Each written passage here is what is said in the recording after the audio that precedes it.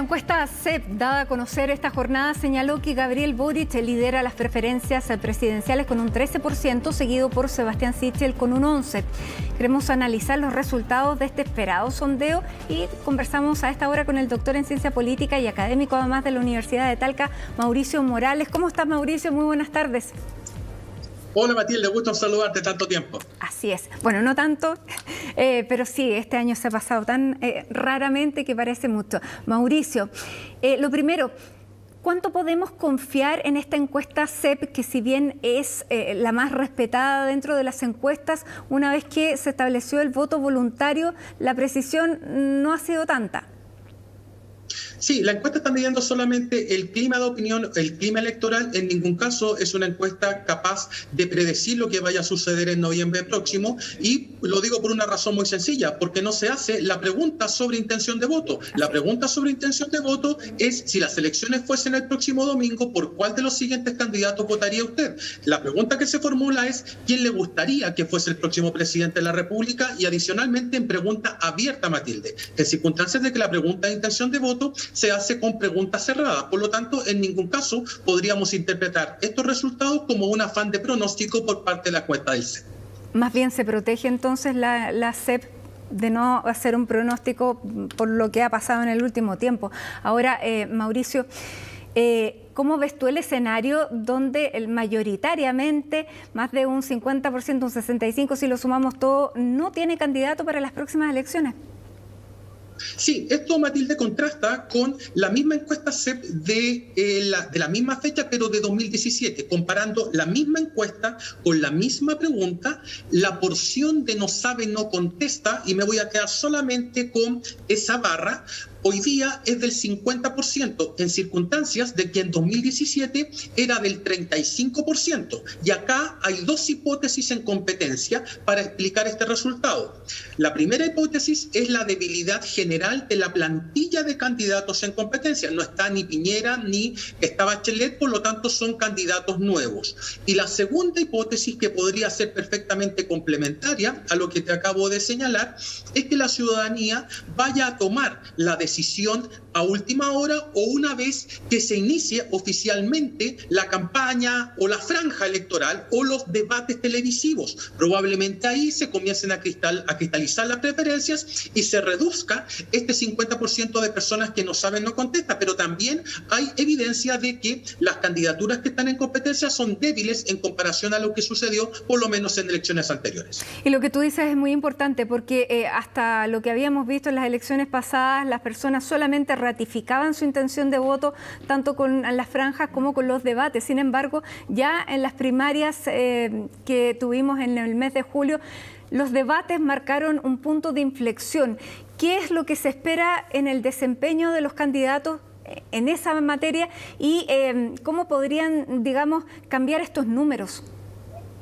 Sí, vamos a tener debates quizás más directos, un tanto más agresivos. Hay candidatos que vienen en tercero o cuarto lugar, Matilde, pero no a gran distancia de los dos primeros, por lo menos en esta encuesta de opinión, y es muy probable que tengamos candidaturas que traten de salir a marcar terreno, a diferencia de lo que ocurrió por lo menos en los primeros debates para las elecciones primarias. Van a ser estos debates muchísimo más intensos porque los candidatos van a debatir a sabiendas de que ese debate podría constituir un hito de campaña y no como sucedía desde 2017 hacia atrás, que los debates se transformaban en un mero trámite para los candidatos. Y por otra parte, hay que recordar también que estas elecciones son concurrentes con las elecciones de diputados y senadores.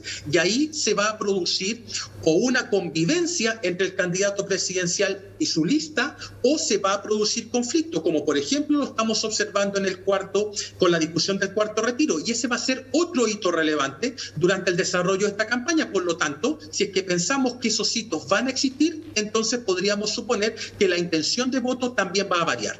Bueno, y ahí todos los candidatos, los principales, tienen sus temas con sus coaliciones, porque hemos visto a Sebastián Sichel bastante enfrentado con la coalición de gobierno, sobre todo con Renovación Nacional, cuánto le puede costar eso electoralmente, y también lo que pasa en el caso de Boric, con el Partido Comunista, que sobre todo en materia de la convención, ahí efectivamente se han producido todos los roces con el Partido Comunista.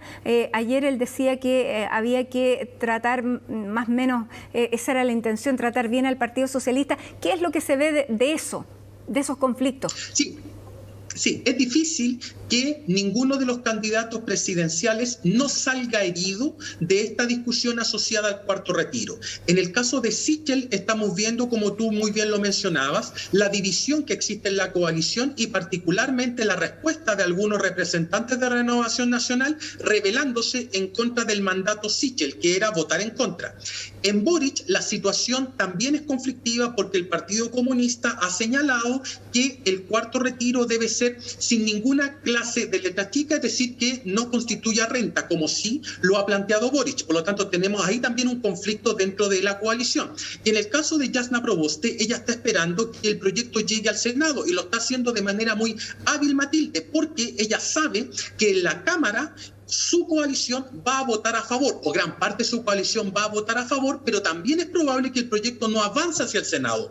Por lo tanto, el hecho de postergar su decisión podría ayudarle a evadir un conflicto directo con su propia bancada y dejar probablemente todo en manos del Senado. Y ahí va a entrar el gran dilema para Proboste, es decir, si va a convencer a sus senadores de que voten a favor o sencillamente le va a cortar la cabeza al proyecto, lo que va a implicar una disputa con la propia bancada de diputados que hoy día tiene en la Cámara la senadora Proboste y su coalición.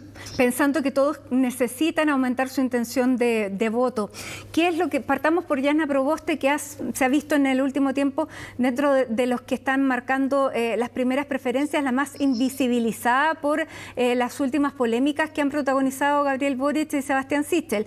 ¿Qué es lo que tiene que hacer Jasna Proboste para aumentar su piso de vota, digamos, de preferencias más bien?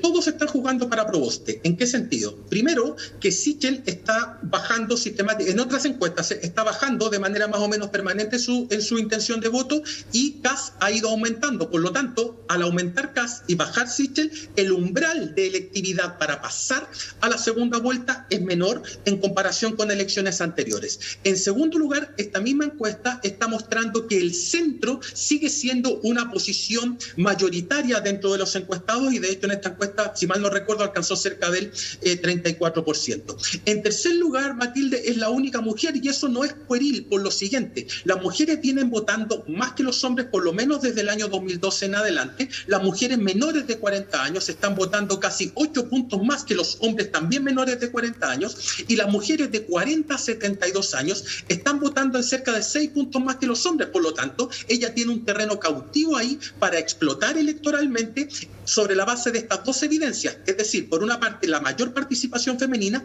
y en segundo lugar la mayor solidaridad de género. Las mujeres tienden a votar por mujeres cuando estas son competitivas, por lo tanto es un nicho que Proboste debiese aprovechar. Y por último, esta imagen de estadista o de persona que es capaz de garantizar gobernabilidad también tiene ciertos antecedentes, sobre todo con la exigencia al gobierno de los acuerdos mínimos para avanzar de la crisis sanitaria hacia una mejor situación para los chilenos. Jasna Proboste se equivocó el día de ayer, pregunto, cuando dice que esto es el modelo patriarcal, que los medios invisibilizan mucho la candidatura que representa nuestro aporte como única mujer en este proceso.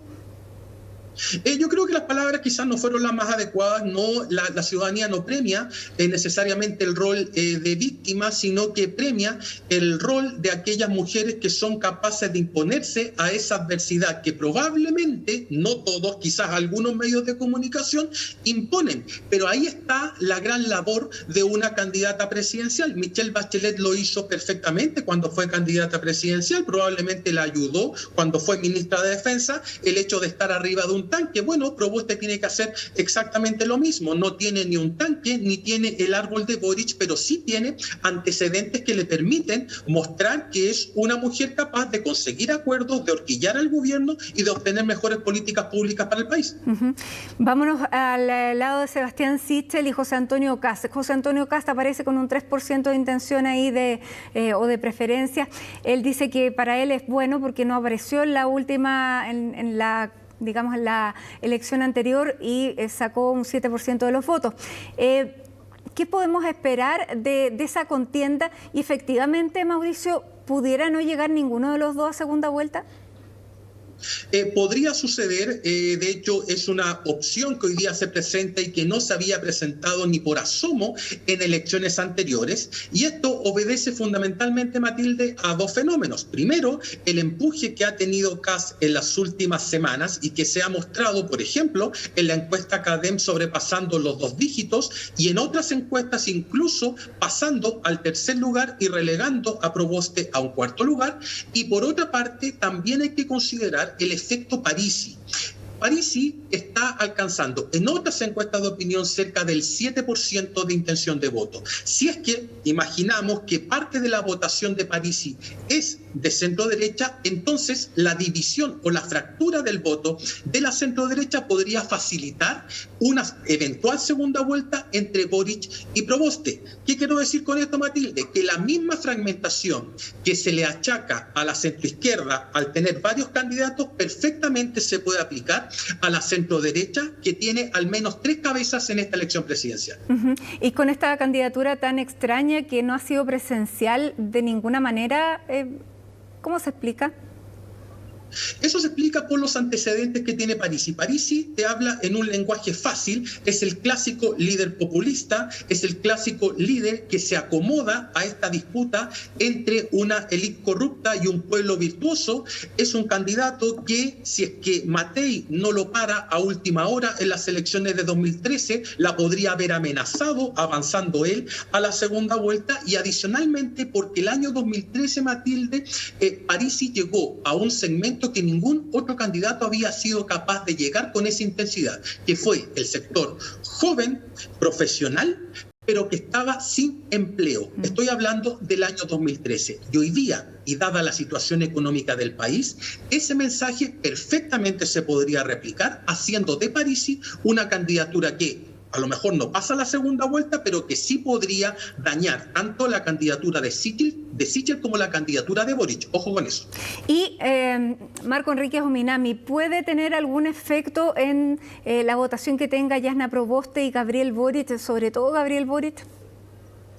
Si es que la elección de primera vuelta se define por un margen muy estrecho, entonces podríamos imaginar que la votación que obtenga Marco Enríquez Ominami podría ser decisiva para definir el avance, ya sea de Proboste, de Boric o de alguna candidatura de derecha a la segunda vuelta. Hoy día, Matilde, tenemos candidatos más chicos en comparación con 2013 y con 2017, pero el hecho de que sean más chicos no los hace menos peligrosos. De hecho, una votación cercana a un 3 o un 4% que pudiese obtener Meo, si es que pensamos que esa votación se parece más a la de Proboste o incluso a la de Boric, esa votación podría explicar por qué alguno de los dos avanza o no avanza a esa segunda vuelta.